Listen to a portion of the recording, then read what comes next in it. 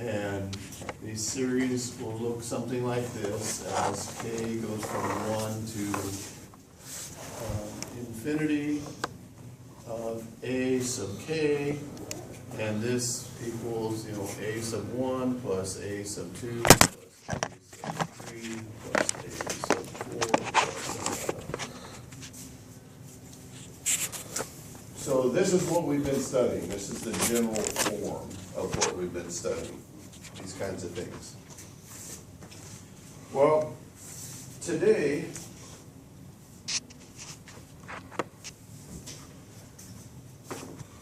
imagine we add up the first 10 terms, okay?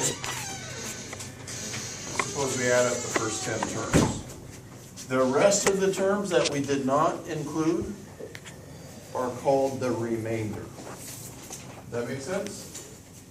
So, it doesn't have to be the first 10, it could be the first 15, it could be the first 1,000 terms, or we can just say the first n terms, then the rest of it is the remainder. So,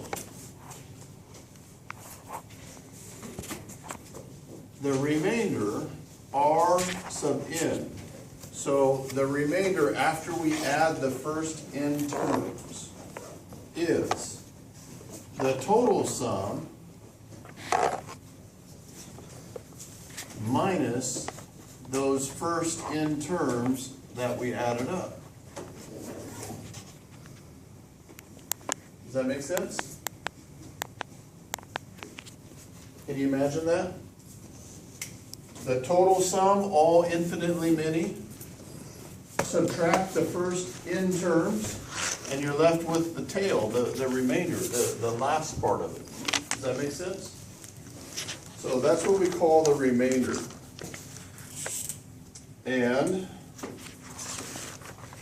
so if we subtracted the first n terms, then the next term will be a sub n plus 1 plus a sub n plus 2 plus a sub n plus 3 forever.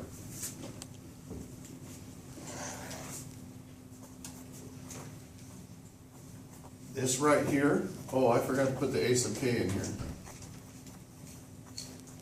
There, should be an a sub k in here.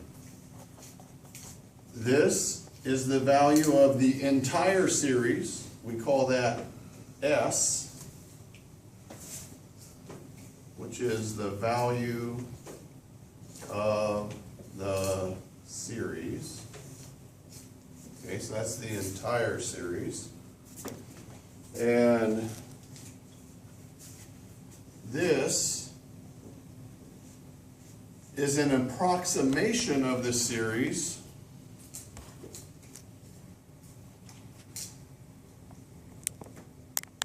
So we could approximate the value of the infinite series by adding up the first 1 billion terms, couldn't we? Right?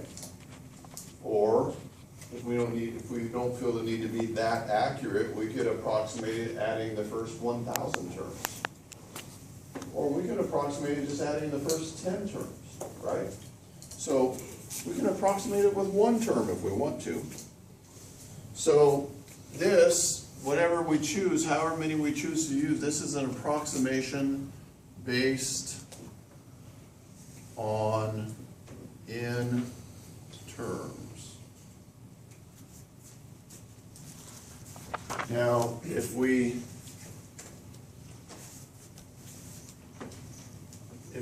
subtract these first n terms from the total, we're left with the remainder. So this is the remainder.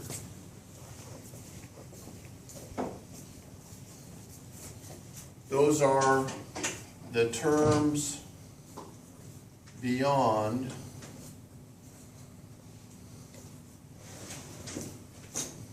a sub n. Sometimes this is called the tail of the series.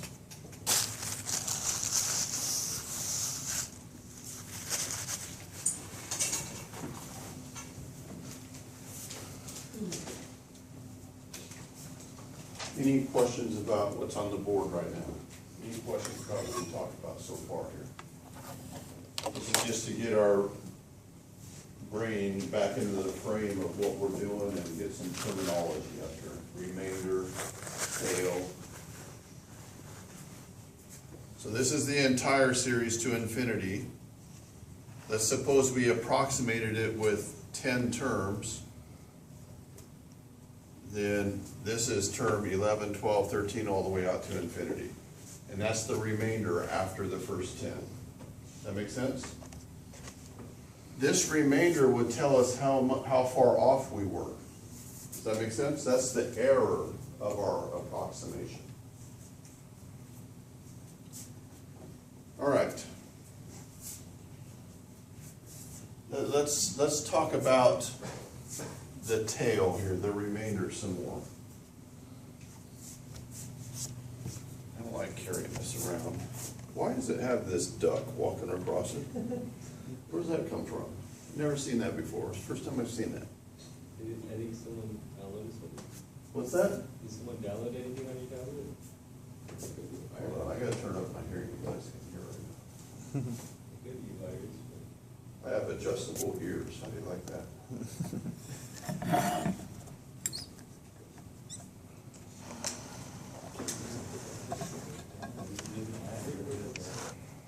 There, now tell me. I think that's an app. So did someone download anything on your tablet? It's an app that got onto my iPad? It's like a famous app. Did it come with maybe an update? An iOS up? No? I haven't put any apps on here. It just, in fact, I didn't even open this thing the entire spring break. And this is the first time I've seen it. All right. Let's think about this here.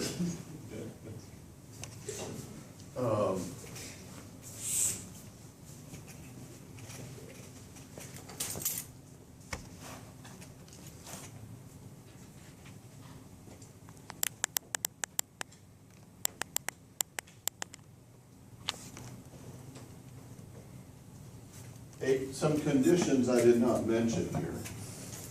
What we're talking about applies to series that have positive terms and are non-increasing. They're going down.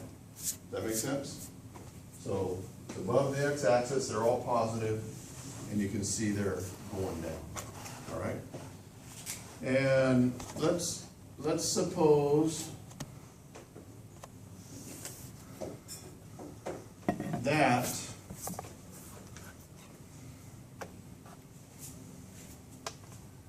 that's n plus 1 right there. So this is the a sub n plus 1. The area of that rectangle is a sub n plus 1. Okay? And then this next one, you know, these widths, we're considering them to be 1 right now. That's n plus 2, so this is a sub n plus 2. This is n plus 3, so that's a sub n plus 3. And so on. Okay? Do you guys agree that the area under that curve, represented by the integral from n plus 1 to infinity, hello, whoever you are. Oh, hello. Do you agree that the area below this curve, represented by this integral, has to be less than the sum of these rectangles? Yeah. Yeah? So that has to be less than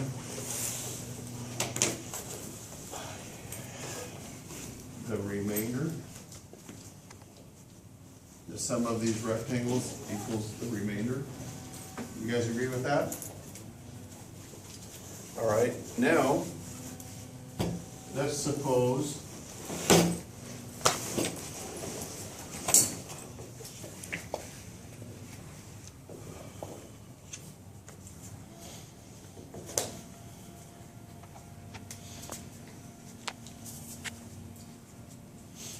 if this is n plus 1, I could back up this way, and that would be in, right? Does that make sense? So if I connect rectangles on the right, I can start it in.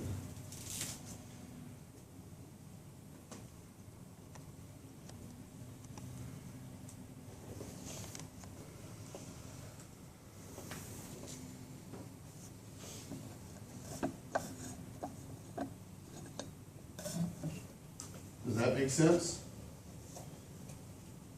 Now, these rectangles are below the curve. So would you agree that the area below that curve from n to infinity is actually greater than the remainder, r sub n? Let me make sure I did something correctly here.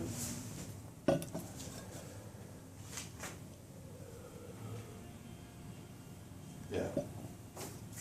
Do you agree with that? Yeah? Okay. I'm gonna erase this work here, okay? This was introductory work. I'm gonna erase this. Now we're gonna develop an interval for our remainder.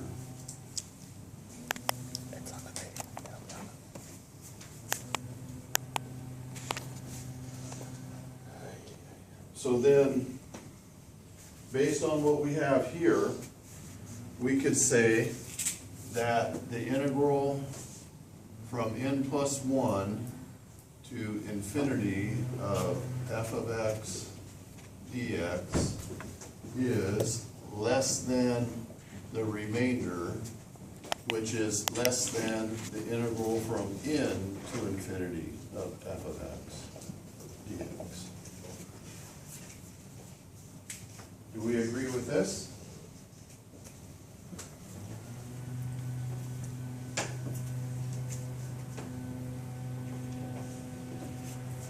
Now, I just erased this, but let me think here for a second so I say this, get this up here correctly.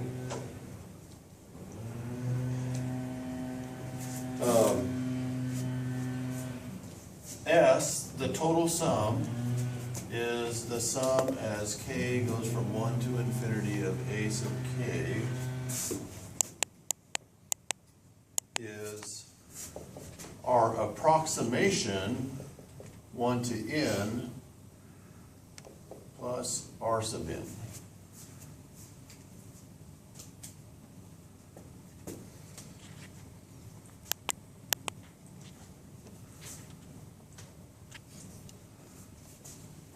And this is S sub n. That's the sum of the first n terms. Okay, let's think about this here. This is an approximation for the remainder, correct? This is an approximation for the remainder. Take off this blue one. That was just to get that one started. From here that way is the remainder. Does that make sense? So that's an approximation for the remainder. That means that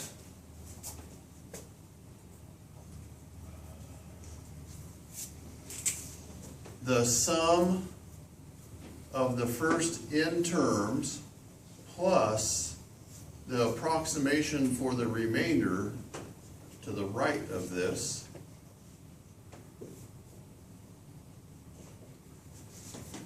has to be less than the actual sum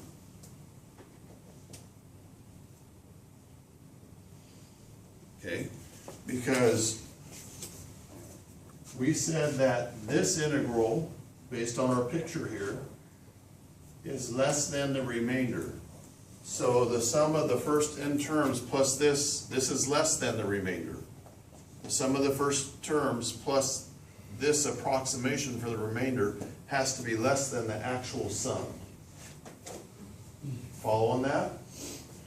Which, based on this picture, has to be less than S sub n plus the integral from n to infinity of f of x dx. So look what we've created here. We've created an interval where the actual sum must exist. You see that? We have a lower boundary for that interval, and we have an upper boundary for that interval. As we take n larger and larger and larger, these two sides will squeeze down to the actual sum. You see that? That's what's going on here. So we're going to state it this way. This is how they state it in the book. A lower boundary for the sum, this is a lower boundary for the actual sum, is equal to this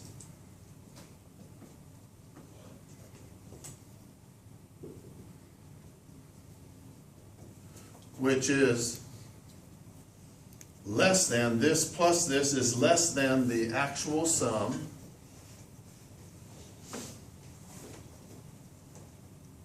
as n goes to infinity. This, well, I can't say it approaches that. It's always less than that. It'll never equal that. Less than plus this. So just copy and paste it up to there. Which this over here equals an upper boundary, u sub n. So L sub n is a lower bound for our sum, which is the sum as k goes from 1 to infinity of a sub k. And u sub n over here is an upper bound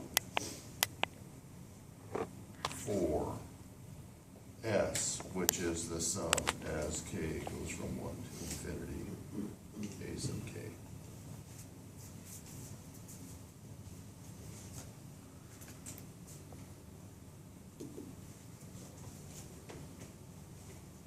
And now we're ready to do those last two problems in my lab, which is what we're going to do next. Any questions how we got to there? Lower bound, upper bound.